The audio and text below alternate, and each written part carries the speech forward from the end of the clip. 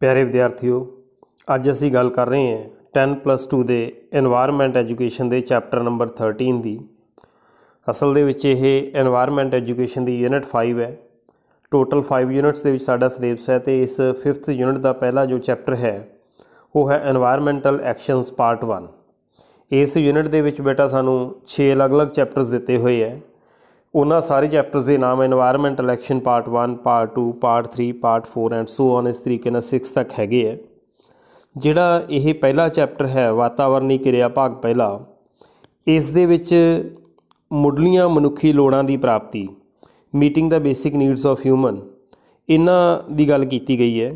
जे असीं गल करिए मनुख नूं किहड़ियां-किहड़ियां चीज़ां की जरूरत है इस धरती दे उत्ते रहण दे लई, तां इस दे विच सब तो पहला फूड की गल आउंदी है, भोजन की गल आउंदी है, पानी की गल आउंदी है, एक निवास स्थान की शैल्टर की गल आउंदी है, तो फ्यूल की गल आउंदी है, बालन की गल आउंदी है।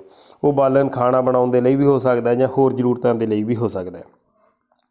तो असीं सब तो पहलां गल करते हैं कि जदों तो धरती के उत्ते मनुख की आमद हुई है, मनुख आया है, तो इसने अपनी होंद बरकरार रखण दे लई कुदरत के उत्ते अपनी डिपेंडेंस दिखाई है। मनुख ते कुदरत दा आपस दे विच बड़ा गहरा रिश्ता हुंदा है। सानू जिन्नियां भी बेसिक नीड्स ने रहण दे लई, चाहे वह भोजन है जां नहाउण दे लई, पीण दे लई पानी की गल कर लीए, रोशनी दे लई असीं सूरज की ऊर्जा के उत्ते निर्भर करते हैं। सो लगभग हर एक चीज़ के लिए असीं कुदरत के उत्ते डिपेंडेंट है। वो चाहे साडा भोजन है, चाहे साडा पानी है, साडा निवास स्थान है, जां साडे बालन दे लई कोई चीज़ है, इन्हां सारिਆਂ दे लई असीं कुदरत दे कोले डिपेंडेंट हुंदे हैं। पर प्रॉब्लम की हुई, जिमें जिमें ह्यूमन पॉपूलेशन वधदी जा रही है तो मनुख दीयां ना मुक्कणयोग ख्वाहिशां उन्हां दे करके कुदरती स्रोतां दी मंग वधदी जा रही है। देखो हुण साडे कोले सप्लाई दा ते जिहड़ी हैगी कंजप्शन दा डायरैक्ट रिलेशन हुंदा है, क्योंकि जदों जदों साडे कोले इत्थे पॉपूलेशन वध जूगी, पॉपूलेशन वधन दे करके होऊगा कि कुदरत दे कोले तां अपने साधन सीमित हैगे आ। कुदरत कोले तां उही साधन ने, उही उसदे कोले जंगल हैगे ने, सो लिमिटेड सोर्सिस ने। जे ह्यूमन पॉपूलेशन बहुत ज़्यादा वध जूगी तां असीं इन्हां सोर्सिस नूं बड़ी जल्दी कंज्यूम कर दांगे।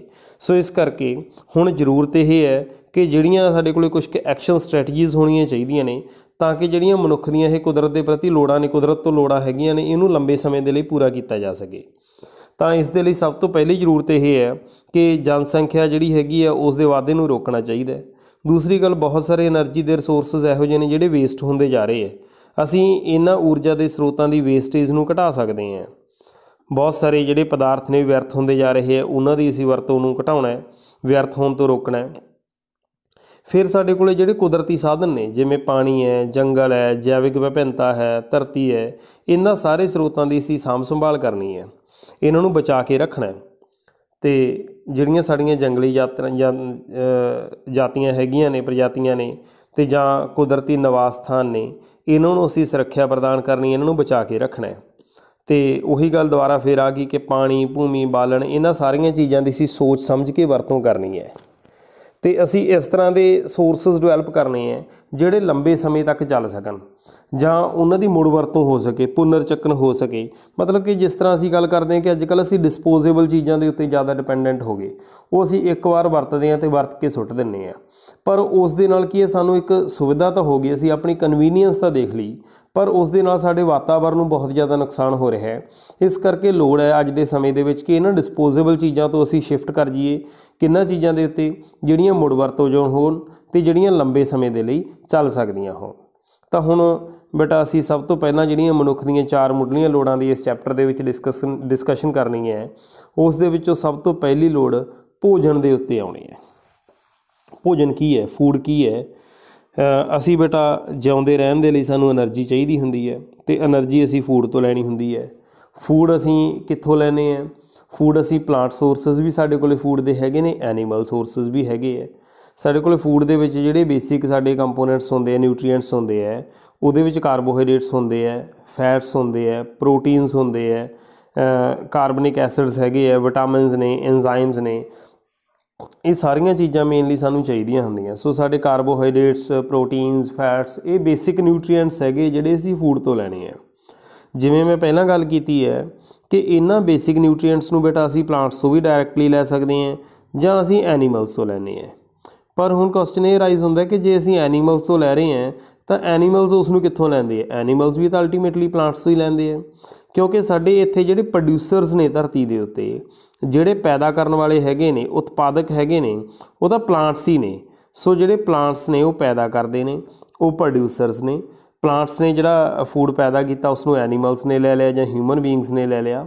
सो बेटा सानूं जिहड़ी एनर्जी सानूं चाहीदी है, बेसिकली जे देखा जाए वैसे तो हर एक बंदे की जी एनर्जी कंजप्शन अलग अलग होंदी है, उसनूं अलग अलग तरीके नाल कैलरीज़ की जरूरत पैंदी है।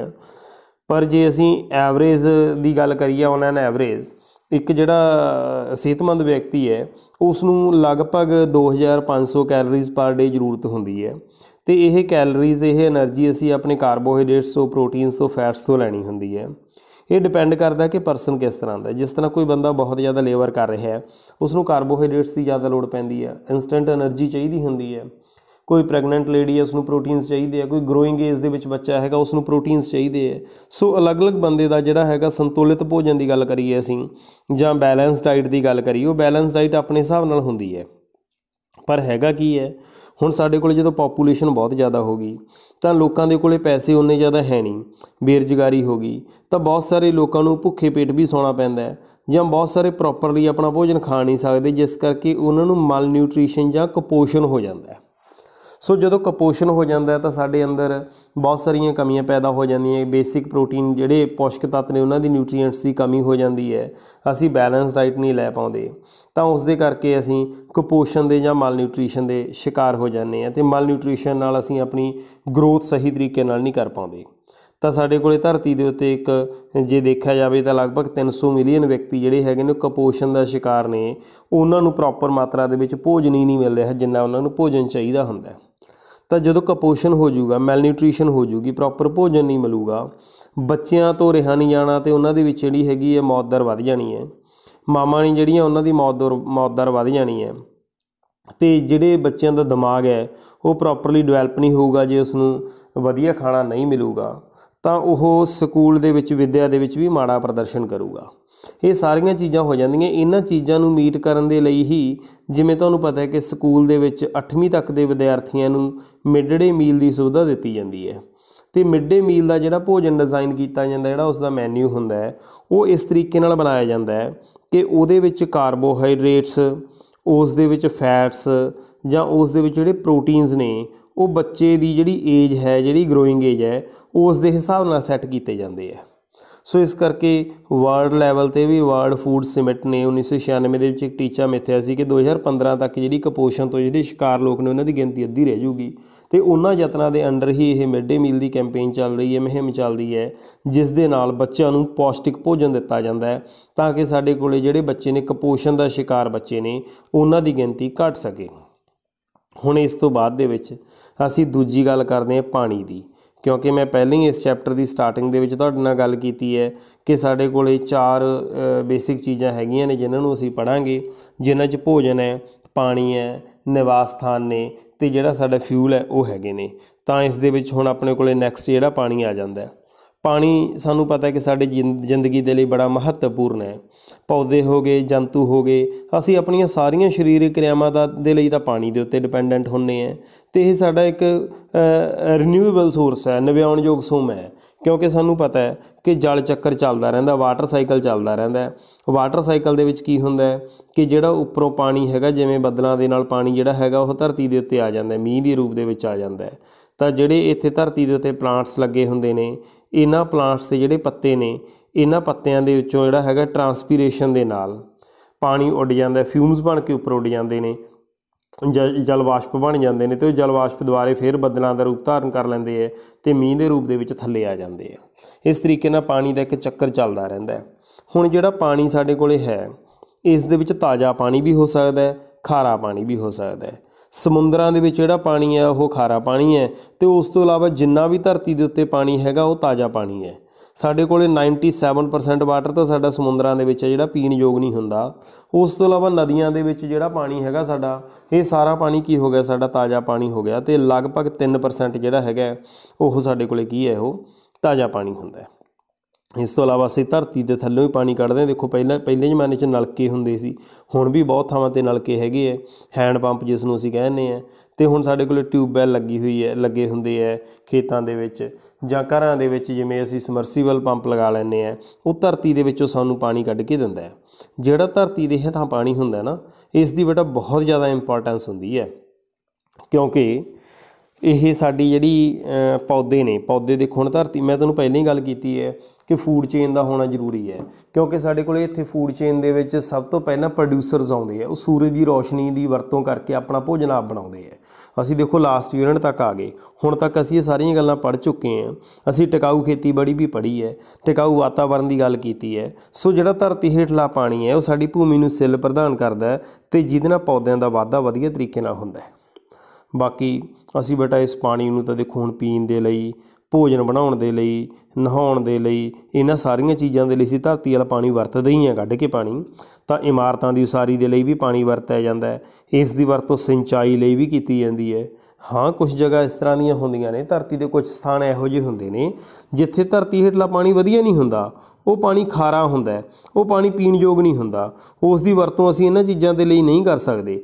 ਪਰ ਅਸੀਂ ਮੋਟੇ ਤੌਰ 'ਤੇ ਦੇਖੀਏ ਤਾਂ ਧਰਤੀ ਹੇਠਲਾ ਜ਼ਿਆਦਾਤਰ ਪਾਣੀ ਵਧੀਆ ਹੁੰਦਾ ਹੈ, ਅਤੇ ਉਹ ਸਾਡੀਆਂ ਜਿਹੜੀਆਂ ਹੈਗੀਆਂ ਪੀਣ ਵਾਲੇ ਪਾਣੀ ਦੀਆਂ ਜ਼ਰੂਰਤਾਂ ਜਾਂ ਸਿੰਚਾਈ ਜਾਂ ਨਹਾਉਣ ਦੇ ਲਈ, ਖਾਣਾ ਬਣਾਉਣ ਦੇ ਲਈ, ਇਹਨਾਂ ਸਾਰੀਆਂ ਚੀਜ਼ਾਂ ਦੇ ਲਈ ਸਾਨੂੰ ਵਰਤੋਂਯੋਗ ਹੁੰਦਾ ਹੈ। ਇਸ ਤੋਂ ਬਾਅਦ 'ਚ ਅਸੀਂ ਗੱਲ ਕਰਦੇ ਹਾਂ ਸਮੁੰਦਰੀ ਪਾਣੀ ਦੀ।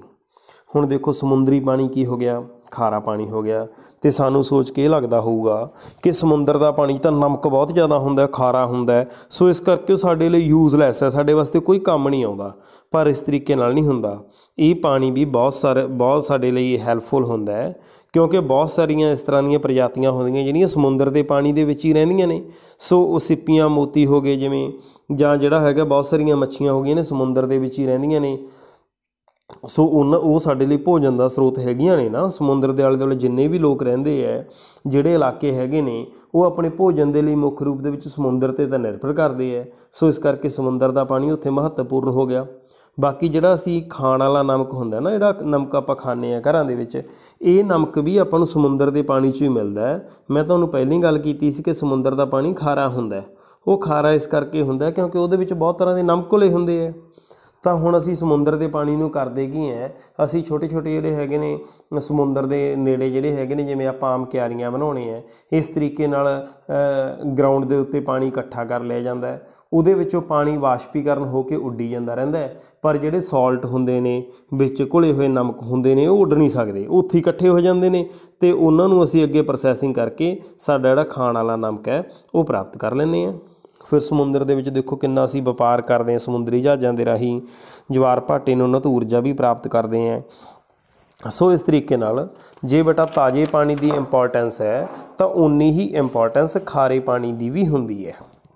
ਸੋ ਇਹ ਆਪਾਂ ਦੂਜੇ ਆਪਣੇ ਪੁਆਇੰਟ ਦੀ ਗੱਲ ਕੀਤੀ ਹੈ, ਜਿਹੜਾ ਪਾਣੀ ਸੀਗਾ। ਇਸ ਤੋਂ ਬਾਅਦ ਦੇ ਵਿੱਚ ਅਸੀਂ ਆਪਣੇ ਥਰਡ ਪੁਆਇੰਟ 'ਤੇ ਆਉਣੇ ਹੈ, ਕਿਉਂਕਿ ਮੈਂ ਤੁਹਾਨੂੰ ਕਿਹਾ ਸੀ ਕਿ ਅਸੀਂ ਇੱਥੇ 4 ਪੁਆਇੰਟ ਹੀ ਡਿਸਕਸ ਕਰਨੇ ਹੈ।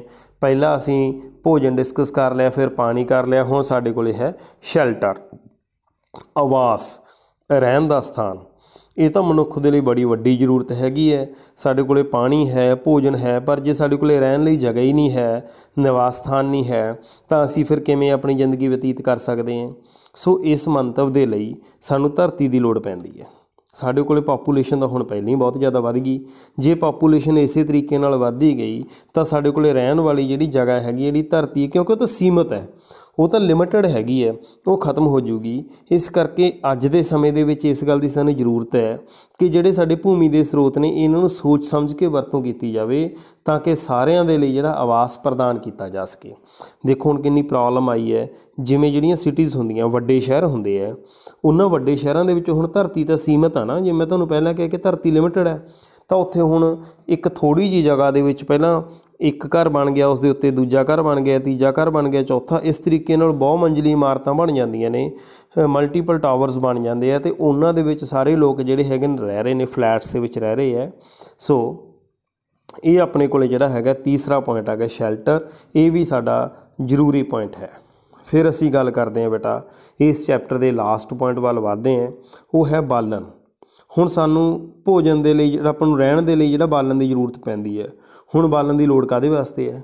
ਭੋਜਨ ਪਕਾਉਣ ਲਈ ਵੀ ਹੋ ਸਕਦੀ ਹੈ ਅਤੇ ਊਰਜਾ ਦੀ ਪ੍ਰਾਪਤੀ ਲਈ ਵੀ ਹੋ ਸਕਦੀ ਹੈ। ਜਿਵੇਂ ਅਸੀਂ ਭੋਜਨ ਬਣਾਉਣਾ ਹੈ, ਅਸੀਂ ਲੱਕੜ ਦੀ ਵਰਤੋਂ ਕਰਦੇ ਹਾਂ। ਲੱਕੜ ਹੁਣ ਕਿੱਥੋਂ ਮਿਲਦੀ ਹੈ ਸਾਨੂੰ? ਜੰਗਲਾਂ ਤੋਂ ਮਿਲਦੀ ਹੈ।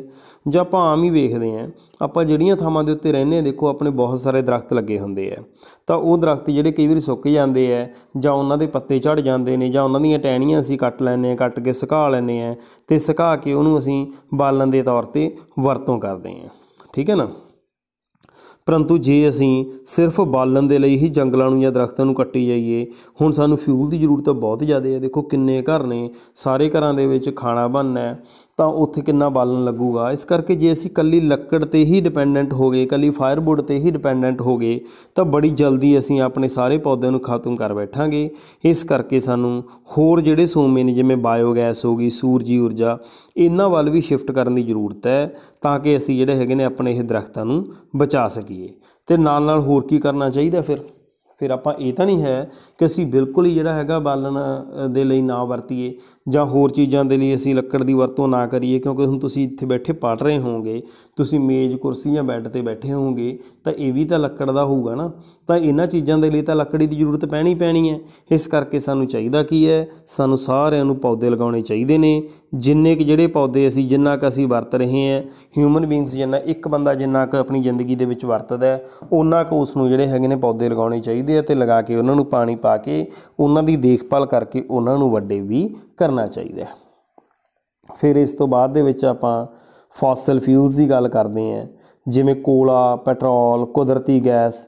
ਇਹ ਸਾਰੇ ਪਥਰਾਟ ਬਾਲਣ ਨੇ, ਇਹ ਫੋਸਲ ਫਿਊਲਸ ਨੇ। ਇਹ ਪਥਰਾਟ ਬਾਲਣ ਜਾਂ ਫੋਸਲ ਫਿਊਲਸ ਇਸ ਕਰਕੇ ਨੇ ਕਿਉਂਕਿ ਇਹ ਬੜੇ ਹਜ਼ਾਰਾਂ ਲੱਖਾਂ ਸਾਲਾਂ ਦੇ ਵਿੱਚ ਬਣਦੇ ਨੇ। ਇਹ ਆਪਾਂ ਪਹਿਲਾਂ ਜਿਹੜਾ ਹੈਗਾ ਇਸੇ ਬੁੱਕ ਦੇ ਵਿੱਚ ਆਲਰੇਡੀ ਇਹ ਗੱਲ ਪੜ੍ਹ ਚੁੱਕੇ ਹਾਂ ਕਿ ਇਹ ਕਿਵੇਂ ਬਣਦੇ ਆ। ਸੋ ਮੈਂ ਤੁਹਾਡਾ +2 ਦਾ ਲੈਵਲ ਆ ਰਿਪੀਟ ਨਹੀਂ ਕਰੂੰਗਾ ਵਾਰ-ਵਾਰ ਕਿ ਕਿਵੇਂ ਬਣਦੇ ਹੈ, ਪਰੰਤੂ ਇਹ ਸਾਡੇ ਕੋਲ ਬੜੇ ਸੀਮਤ ਹੁੰਦੇ ਨੇ, ਇਹ ਲਿਮਟਿਡ ਹੁੰਦੇ ਹੈ। ਇਸ ਕਰਕੇ ਸਾਨੂੰ ਇਹਨਾਂ ਦੀ ਵਰਤੋਂ ਇਸ ਤਰੀਕੇ ਨਾਲ ਕਰਨੀ ਚਾਹੀਦੀ ਹੈ ਕਿ ਖਤਮ ਨਾ ਹੋਣ। ਤੋ ਜਿਸ ਹਿਸਾਬ ਨਾਲ ਅਸੀਂ ਇਹਨਾਂ ਦੀ ਵਰਤੋਂ ਕਰ ਰਹੇ ਹਾਂ, ਕੋਲਾ, ਪੈਟਰੋਲ, ਮਿੱਟੀ ਦਾ ਤੇਲ, ਡੀਜ਼ਲ, ਜਿੰਨੀ ਫਾਸਟ ਸਪੀਡ 'ਤੇ ਅਸੀਂ ਵਰਤ ਰਹੇ ਹਾਂ, ਤਾਂ ਉਸ ਤਰੀਕੇ ਨਾਲ ਲੱਗਦਾ ਕਿ ਜਲਦੀ ਖਤਮ ਹੋ ਜਾਣਗੇ। ਇਸ ਕਰਕੇ ਇਹਨਾਂ ਨੂੰ ਬਚਾ ਕੇ ਰੱਖਣ ਦੀ ਜ਼ਰੂਰਤ ਹੈ। ਫਿਰ ਸਾਡੇ ਕੋਲ ਇੱਕ ਹੋਰ ਹਾਈਡਰੋਕਾਰਬਨ ਫਿਊਲ ਹੈ, ਕੋਲਾ ਜਿਹੜਾ ਹੈਗਾ ਸਾਡਾ, ਇਹ ਬੜਾ ਪੁਰਾਣੇ ਸਮੇਂ ਤੋਂ ਵਰਤ ਰਹੇ ਹਾਂ। ਇਸ ਦੇ ਨਾਲ ਇਹਦੇ ਵਿੱਚ ਇਹ ਹਾਈਡਰੋਕਾਰਬਨਸ ਹੁੰਦੇ ਹੈ। ਕਾਰਬਨ ਹਾਈਡਰੋਜਨ ਅਤੇ ਆਕਸੀਜਨ ਤੋਂ ਬਣਿਆ ਹੁੰਦਾ। ਜਦੋਂ ਇਹ ਬਲਦਾ ਹੈ, ਬਹੁਤ ਜ਼ਿਆਦਾ ਮਾਤਰਾ ਦੇ ਵਿੱਚ ਊਰਜਾ ਪੈਦਾ ਹੁੰਦੀ ਹੈ। ਸਾਡੇ ਦੇਖੋ ਬਹੁਤ ਸਾਰੇ ਜਿਹੜੇ ਪਾਵਰ ਪਲਾਂਟ ਨੇ, ਬਿਜਲੀ ਪੈਦਾ ਕਰਨ ਵਾਲੇ ਜਿਹੜੇ ਬਿਜਲੀ ਘਰ ਨੇ, ਉਹ ਵੀ ਕੋਲੇ ਦੇ ਉੱਤੇ ਡਿਪੈਂਡੈਂਟ ਹੁੰਦੇ ਆ। ਉਹ 'ਚ ਅਸੀਂ ਕੋਲਾ ਬਾਲਦੇ ਹਾਂ, ਕੋਲੇ ਤੋਂ ਬਿਜਲੀ ਬਣਾਉਂਦੇ। ਕਿਵੇਂ? ਕੋਲੇ ਤੋਂ ਸਿੱਧੀ ਬਿਜਲੀ ਨਹੀਂ ਬਣਦੀ। ਕੋਲੇ ਨੂੰ ਜਦੋਂ ਅਸੀਂ ਮਚਾ ਲੈਂਦੇ ਹਾਂ, ਕੋਲਾ ਬਲਦਾ ਤਾਂ ਉਸ ਦਾ ਜਿਹੜਾ ਐਨਰਜੀ ਹੁੰਦੀ ਹੈ, ਉਹਦੇ ਨਾਲ ਅਸੀਂ ਪਾਣੀ ਨੂੰ ਗਰਮ ਕਰਦੇ ਹਾਂ, ਵਾਟਰ ਬੋਇਲ ਕਰਦੇ ਹਾਂ। ਪਾਣੀ ਦੇ ਉਬਲਣ ਨਾਲ ਪਾਣੀ ਦੀ ਭਾਫ਼ ਬਣਦੀ ਹੈ। ਉਸ ਭਾਫ਼ ਦੇ ਨਾਲ ਟਰਬਾਈਨਾਂ ਘੁਮਾਈਆਂ ਜਾਂਦੀਆਂ ਅਤੇ ਉਸ ਟਰਬਾਈਨਾਂ ਦੇ ਘੁੰਮਣ ਦੇ ਨਾਲ ਬਿਜਲੀ ਪੈਦਾ ਹੋ ਜਾਂਦੀ ਹੈ। ਸੋ ਇਸ ਤਰੀਕੇ ਨਾਲ ਕੋਲੇ ਦੀ ਅਸੀਂ ਵਰਤੋਂ, ਬਾਕੀ ਹੋਰ ਦੇਖੋ ਕੋਲੇ ਦੀ ਟ੍ਰੇਨਸ ਵੀ ਚੱਲਦੀਆਂ ਨੇ। ਤਾਂ ਬੜੇ ਸਾਡੇ ਜਿਹੜੇ ਹੈਗੇ ਨੇ ਇੰਡਸਟਰੀ ਹੈਗੀ ਹੈ, ਉਹ ਕੋਲੇ ਦੇ ਉੱਤੇ ਡਿਪੈਂਡੈਂਟ ਹੈਗੀ ਹੈ। ਪਰ ਜੇ ਅਸੀਂ ਇਸੇ ਕੋਲੇ ਨੂੰ ਹਵਾ ਦੀ ਘੱਟ ਮਾਤਰਾ ਦੇ ਵਿੱਚ ਗਰਮ ਕਰ ਦਈਏ, ਤਾਂ ਸਾਡੇ ਕੋਲ ਇੱਕ ਹੋਰ ਫਿਊਲ ਬਣ ਜਾਂਦਾ, ਜਿਹਨੂੰ ਅਸੀਂ ਕਹਿੰਦੇ ਕੋਕ। ਸੋ ਇਹ ਕੋਲੇ ਦੇ ਅੰਸ਼ਕ ਸ਼ੀਦਨ ਨਾਲ ਬਣਦਾ। ਇਹਦੇ 'ਚ ਕਾਰਬਨ ਦੀ ਮਾਤਰਾ ਬਹੁਤ ਜ਼ਿਆਦਾ ਹੁੰਦੀ ਹੈ ਅਤੇ ਇਸ ਦੀ ਵਰਤੋਂ ਵੀ ਜਿਹੜੀ ਹੈਗੀ ਹੈ ਬਾਲਣ ਦੇ ਤੌਰ 'ਤੇ ਕੀਤੀ ਜਾਂਦੀ ਹੈ। ਹੁਣ ਜੇ ਆਪਾਂ ਗੱਲ ਕਰੀਏ ਕਿ ਕੋਲੇ ਨੂੰ ਸਿੱਧਾ ਵਰਤਿਆ ਜਾਵੇ ਜਾਂ ਕੋਲੇ ਤੋਂ ਕੋਕ ਬਣਾ ਕੇ ਵਰਤਿਆ ਜਾਵੇ, ਤਾਂ ਸਿੱਧਾ ਜਵਾਬ ਇਹ ਹੈ ਕਿ ਕੋਕ ਨੂੰ ਜੇ ਬਾਲਣ ਦੇ ਤੌਰ 'ਤੇ ਵਰਤਾਂਗੇ ਤਾਂ ਸਾਡੇ ਲਈ ਜ਼ਿਆਦਾ ਲਾਹੇਵੰਦ ਹੁੰਦਾ ਹੈ। ਕਿਉਂਕਿ ਇੱਕ ਤਾਂ ਕੋਲ ਦਾ ਕੈਲੋਰੀਫਿਕ ਮੁੱਲ ਜ਼ਿਆਦਾ ਹੁੰਦਾ, ਇਹਦੇ ਤੋਂ ਜ਼ਿਆਦਾ ਐਨਰਜੀ ਮਿਲਦੀ ਹੈ। ਮਤਲਬ ਕਿ ਜੇ ਇੱਕੋ ਜਿਹਾ ਕੋਲਾ ਅਤੇ ਇੱਕੋ ਜਿਹਾ ਕੋਕ ਬਾਲਿਆ ਜਾਵੇ, ਤਾਂ ਜਿਹੜਾ ਹੈਗਾ ਕੋਕ ਦੇ ਬਾਲਣ 'ਤੇ ਸਾਨੂੰ ਐਨਰਜੀ ਵੱਧ ਮਿਲੂਗੀ। ਦੂਸਰਾ ਇਹ ਹੈ ਕਿ ਕੋਕ ਦੇ ਬਾਲਣ ਨਾਲ ਇਨਵਾਇਰਮੈਂਟ ਦਾ ਪੋਲਿਊਸ਼ਨ ਨਹੀਂ ਹੁੰਦਾ, ਬਹੁਤ ਘੱਟ ਧੂੰਆਂ ਪੈਦਾ ਹੁੰਦਾ ਹੈ। ਸੋ ਕੋਲੇ ਦੇ ਮੁਕਾਬਲੇ ਇਹ ਘੱਟ ਪ੍ਰਦੂਸ਼ਣ ਕਰਦਾ ਹੈ। ਬੇਟਾ ਜੇ ਐਗਜ਼ਾਮੀਨੇਸ਼ਨ ਪੁਆਇੰਟ ਆਫ ਵਿਊ ਤੋਂ ਦੇਖਿਆ ਜਾਵੇ ਨਾ, ਤਾਂ ਇਹ ਕੁਐਸਚਨ ਬਹੁਤ ਜ਼ਿਆਦਾ ਇੰਪੋਰਟੈਂਟ ਹੈ। ਇਨਫੈਕਟ ਇਸ ਚੈਪਟਰ ਦੇ ਵਿੱਚ ਜੇ ਕੁਐਸਚਨ ਬਣਦਾ ਨਾ, ਤਾਂ ਇਹੀ ਕੁਐਸਚਨ ਵਾਰ-ਵਾਰ ਬਣਦਾ ਹੈ ਕਿ ਕੋਲੇ ਅਤੇ ਕੋਕ ਦੇ ਵਿੱਚੋਂ ਕਿਹੜਾ ਵਧੀਆ ਬਾਲਣ ਹੈ ਅਤੇ ਕਿਉਂ। ਇਹ ਤੁਹਾਡੇ ਜਿਹੜੇ ਪਿੱਛੇ ਅਭਿਆਸ ਦੇ ਪ੍ਰਸ਼ਨ ਦਿੱਤੇ ਹੋਏ ਹੈ, ਤਾਂ ਇਹਨਾਂ ਦੇ ਵਿੱਚ ਵੀ ਦਿੱਤਾ ਹੋਇਆ ਕੁਐਸਚਨ ਹੈਗਾ। ਤਾਂ ਇਹਦੇ ਵਿੱਚ ਧਿਆਨ ਰੱਖਣ ਵਾਲੀ ਗੱਲ ਹੈ ਕਿ ਕੋਲੇ ਤੋਂ ਕੋਕ ਬਣਦਾ ਕਿਵੇਂ ਹੈ। ਫਿਰ ਕੋਕ ਜਿਹੜਾ ਹੈਗਾ ਇਹ ਵਧੀਆ ਬਾਲਣਾ ਹੈ ਕਿ ਕੋਲਾ ਵਧੀਆ ਬਾਲਣਾ ਹੈ। ਫਿਰ ਇਹ ਵੀ ਪੁੱਛ ਸਕਦਾ ਜਿਵੇਂ ਕੁਐਸਚਨ ਦਿੱਤਾ ਹੀ ਹੋਇਆ ਇੱਥੇ ਕਿ ਕੋਕ ਜਿਹੜਾ ਹੈਗਾ ਇਹ ਕੋਲੇ ਨਾਲੋਂ ਵਧੀਆ ਬਾਲਣ ਕਿਉਂ ਹੈ। ਤਾਂ ਬੇਟਾ ਇਹ ਸਾਡੇ ਇਸ ਚੈਪਟਰ ਦੀ ਗੱਲ ਸੀ, ਜਿਹੜਾ ਸਾਡਾ ਚੈਪਟਰ ਨੰਬਰ 13 ਹੈ। ਬੜਾ ਛੋਟਾ ਜਿਹਾ ਚੈਪਟਰ ਹੈ, ਸੋ ਮੈਂ ਤੁਹਾਨੂੰ ਜਿਹੜਾ ਹੈਗਾ ਬੜੀ ਕੁਇਕਲੀ ਇਸ ਨੂੰ ਕਰਵਾਇਆ ਹੈ। ਬਹੁਤਾ ਜ਼ਿਆਦਾ ਸਮਾਂ ਨਹੀਂ ਲਿਆ ਇਸ ਚੈਪਟਰ ਦੇ ਉੱਤੇ ਆਪਾਂ। ਤੁਸੀਂ ਸਾਰਿਆਂ ਨੇ ਇਸ ਚੈਪਟਰ ਦਾ ਜਿਹੜਾ ਲੈਕਚਰ ਸੁਣਨ ਤੋਂ ਬਾਅਦ ਦੇ ਵਿੱਚ ਬੁੱਕ ਦੇ ਵਿੱਚੋਂ ਇਸ ਚੈਪਟਰ ਨੂੰ ਪੜ੍ਹਨਾ ਜ਼ਰੂਰ ਹੈ, ਕਿਉਂਕਿ ਜੇ ਤੁਸੀਂ ਇਕੱਲੀ ਮੇਰੀ ਗੱਲ ਸੁਣ ਕੇ ਛੱਡਤੀ, ਕਿਤਾਬ ਨਾ ਚੱਕੀ, ਤਾਂ ਮੇਰੀ ਕਹੀ ਗੱਲ ਥੋੜ੍ਹੇ ਚਿਰ ਬਾਅਦ ਭੁੱਲ ਜੂਗੀ। ਪਰ ਜੇ ਮੇਰੀ ਕਹੀ ਹੋਈ ਗੱਲ ਤੋਂ ਬਾਅਦ ਦੇ ਵਿੱਚ ਤੁਸੀਂ ਸਿਰਫ 10 ਮਿੰਟ ਤੁਹਾਨੂੰ ਲੱਗਣਗੇ ਹਾਰਡਲੀ, ਇਹਨਾਂ 10 ਮਿੰਟਾਂ ਦੇ ਵਿੱਚ ਤੁਸੀਂ ਚੈਪਟਰ ਨੂੰ ਬੁੱਕ ਦੇ ਵਿੱਚੋਂ ਰਿਵਾਈਜ਼ ਕਰ ਸਕਦੇ ਹੋ। ਕਿਉਂਕਿ ਜੋ ਤੁਸੀਂ ਬੁੱਕ ਦੇ ਵਿੱਚੋਂ ਪੜ੍ਹੋਗੇ ਤਾਂ ਮੇਰੀਆਂ ਕਹੀਆਂ ਗੱਲਾਂ ਨਾਲ ਦੀ ਨਾਲ ਯਾਦ ਆਉਣਗੀਆਂ ਅਤੇ ਤੁਹਾਡਾ ਚੈਪਟਰ ਜਿਹੜਾ ਹੈਗਾ ਉਹ ਪੱਕਾ ਯਾਦ ਹੋ ਜਾਊਗਾ। ਇਸ ਕਰਕੇ ਬੇਟਾ ਤੁਸੀਂ ਅੱਜ ਇਸ ਚੈਪਟਰ ਨੂੰ ਸਾਰਿਆਂ ਨੇ ਕਰਨਾ ਹੈ, chapter number 13 environmental actions part 1।